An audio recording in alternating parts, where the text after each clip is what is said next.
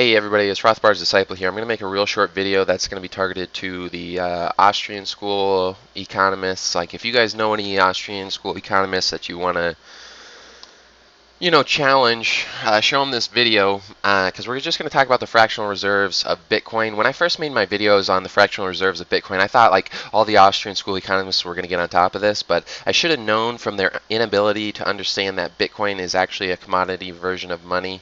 That they were not going to understand this either. And just so you guys know, if you're talking about Mises' regression theorem, the thing that Austrians get wrong about Mises' regression theorem is that you barely need any value whatsoever in order to become used as a medium of exchange. So for Bitcoin, the value of a Bitcoin was less than a cent when it was first used as a medium of exchange, so basically zero. And you know it had value because the only way to get Bitcoin was to mine it, so you had to set up your miner and then you had to use that electricity. So people wouldn't have done that because it had a cost to them unless they thought Bitcoin had value. So Bitcoin did have value in the beginning, and anyone who tries to use Mises' regression theorem to prove Bitcoin's not money they're an idiot, to say the least. And they should probably actually read the books that they're trying to explain rather than just read the footnotes.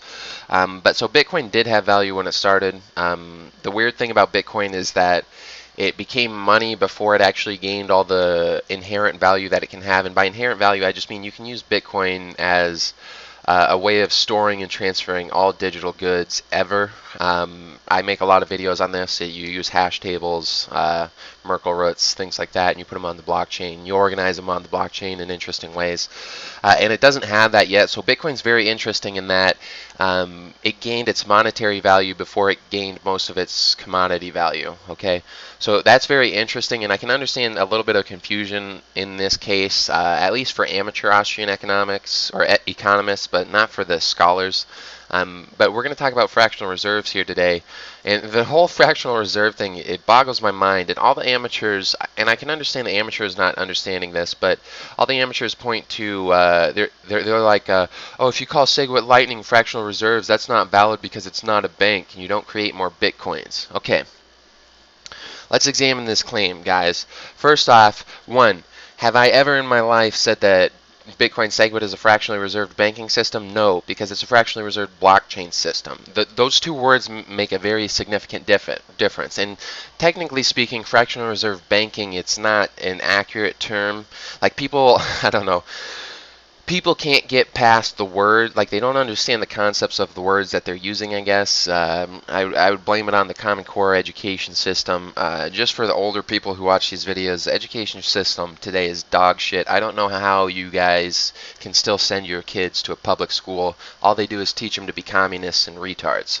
But and this is again evidenced by the fact that a lot of young Austrians, when you bring up fractional reserve blockchains, they're like, it's not a fractional reserve bank. It's like, I didn't say it was a fractional reserve bank. But again, with a fractional reserve bank, you're actually fractionally reserving bank deposits. So it's more accurate to call it a fractional reserve bank deposit system. With fractional reserve blockchains, you fractionally reserve block space. Now again, what all the people who try arguing, who say that Segwit's not fractionally reserved, is they say, well, where's the extra Bitcoin that gets created? Where's it at? There's two things you got to remember. One, the whole point of fractional reserves is that you don't actually create more money. So even under a fractional reserve bank deposit system or fractional reserve banking, like when you fractionally or when you have a bank that fractionally reserves deposits that are gold backed, is there any more gold that's created? No. Okay, there's no more gold that's created. The bank pretends like they create more gold. So for all those people who ask, where's the extra Bitcoin that's created when you fractionally reserve the blockchain?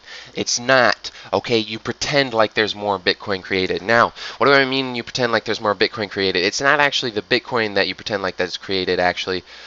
That's kind of technically inaccurate what I said. It's the block space, again, because you're fractionally reserving the block space. So in fractional reserve bank deposits, you pretend like you have more bank deposits than you actually have. With a fractionally reserved blockchain, you pretend like you have more blockchain than you actually have. Okay? I don't know, like, again, when I specifically created this name for it, because again, I'm the person who created this name. I called it Fractional Reserve Blockchains. Nobody else in the world calls it this. I created that name for a reason, and that's because if you examine it in terms of a blockchain, it all applies directly. Again, you don't create new block space, okay? It doesn't actually exist. You just pretend to have it. And how do you pretend to have it? Well, you just go onto the second layer, and then when you don't, or you have a reserve ratio on the first layer of how much block space you need per transaction. Now, if you listen to somebody like Charlie Lee, he says you can have 500 million people using Bitcoin on a 1 megabyte block space, okay? But there's only room for 500,000 transactions per day on the blockchain, okay? So you have 500 million people using it and only room for 500,000. So the reserve ratio in this case is 1,000. You're pretending like you have 1,000 times more block space than you actually do. And the problem comes with if everyone tries to withdraw at once. If you have 500 million people try to withdraw all on one day to the main blockchain, you only have enough block space for 1/1000th of them. That means it's going to take 1,000 days for everybody to get one transaction through. This is the exact same thing as bank run, except it's a blockchain run. Okay, again, it's a fractional reserve blockchain, not a fractional reserve bank.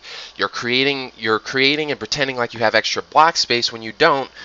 Just like with fractional reserve bank deposits, you pretend like you have extra bank deposits when you don't. This is very simple. It's very straightforward.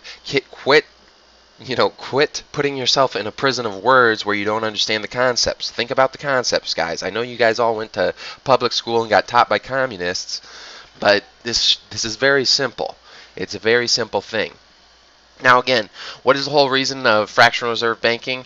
It allows the financial intermediaries to have access to extra liquidity, and it allows them to loan out that liquidity for profit. Okay, so what's the point of a fractionally reserved blockchain? Well, they say you don't have enough liquidity on the main blockchain, and so it transfers all the liquidity to the financial intermediaries, which again, those are the lightning nodes, and then they make money loaning off that liquidity to the other people that use the blockchain. It's literally the exact same thing. So I would really love for any Austrian to talk about this. I'm going to post this up to my Twitter and try and link a bunch of Austrians in it. I highly doubt they say anything because, again, to be honest, the Austrians of the modern day, they're not like Murray Rothbard. They're not like Ludwig von Mises. They're not like Karl Menger. You know, they're not like von Bauwerk. You know, they're a joke to say the least. But I mean, they really need to start talking about this, because if they don't, like, this is the Bitcoin and the fractional reserves of the Segwit network are the biggest, most important things to happen to Austrian economics probably in the past 50 to 100 years, and the Austrians are silent on it. And this boggles my mind, and it pisses me off endlessly that these people accept all these donations. You know, the Mises Institute's a very wealthy institute. Why are people donating to you if you can't even accurately explain your theories in the real world in real time? You guys are a joke. I'm just saying.